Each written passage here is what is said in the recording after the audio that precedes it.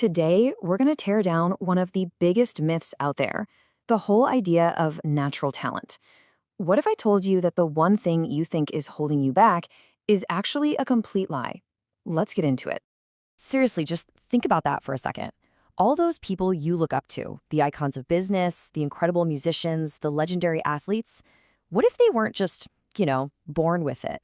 What if their genius came from something else?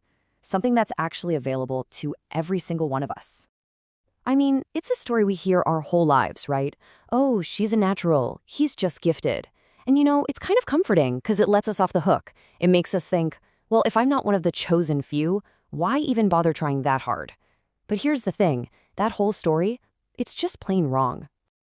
All right, let's dive right into section 1. We are going to completely deconstruct this idea of innate talent, piece by piece. So here's the main idea, the absolute core of it all. Research shows that things like genetics and natural ability, they play a way smaller role than we think in top-tier performance. When we see what looks like talent, we're really just seeing the tip of the iceberg. What's hiding under the water? Thousands and thousands of hours of very specific, structured work. So if it's not talent, what's the secret sauce? Well, in section 2, we get to the real key. This powerful concept that separates the good from the truly, truly great. It's called deliberate practice. Now, this is not just, repeating something a bunch of times and hoping for the best.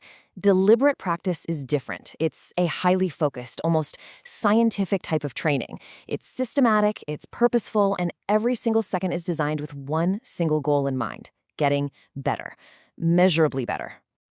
And this is the formula right here. Let's break it down. First, you need total, 100% concentration. No phones, no distractions. Second, you gotta push your limits. You have to be operating just outside your comfort zone, where it feels a little bit hard. Third, you need immediate feedback. You have to know right away what you did wrong so you can fix it. Fourth, constant refinement, making tiny little adjustments again and again. And finally, number 5, you need clear goals for every single session. That right there is the engine that builds mastery. And look at this comparison. It couldn't be clearer. On one side, you've got ordinary practice. It's mindless. You're just going through the motions, staying comfy. That path leads nowhere. It's stagnation. But on the other side, you have deliberate practice. It's focused, it's about pushing boundaries, it's built on feedback. That's not just a path. That's a rocket ship to the top. So how does this process actually build a genius? Well, in section 3, we're going to see that it has nothing to do with magic. It's all about the method. This quote really says it all. Think about it.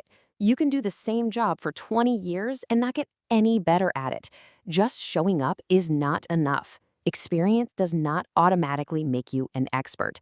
Only that focused, purposeful practice is what leads to elite-level performance. And this is true in every single field you can think of. The greatest investors, the best athletes, the most famous artists, they all have one thing in common: a long history of relentless, methodical hard work. They weren't born with these amazing skills. They built them brick by brick. It's like a top basketball player who doesn't just shoot hoops. They film every single shot, they analyze the arc, they adjust their elbow position by a millimeter, and then they repeat it 1,000 times. That's the difference. Now, of course, the environment you're in plays a role, but maybe not how you think. A great environment doesn't just hand you talent. What it does is create the perfect conditions for deliberate practice to happen, with high expectations and a ton of useful feedback. Think of it like a turbocharger for your engine, not the engine itself. Okay, so this all sounds pretty straightforward, right? But there's a reason everybody doesn't become world class. In section 4, we're going to talk about the single hardest and honestly the most important part of this whole thing: unwavering consistency. The formula to get to the top is actually pretty simple. The rules are clear, but you have to understand, simple does not mean easy. In fact, it's the simplicity that makes it so incredibly demanding. There are no hacks. There are 0 shortcuts. And this right here is the absolute truth. This is what separates the obsessed from the average. It's not talent. It's not about getting lucky. It is the raw, unsexy, day in, day out discipline to show up and do the hard, focused work, especially on the days you don't feel like it. Okay, so what does all of this mean for you? Let's bring it home.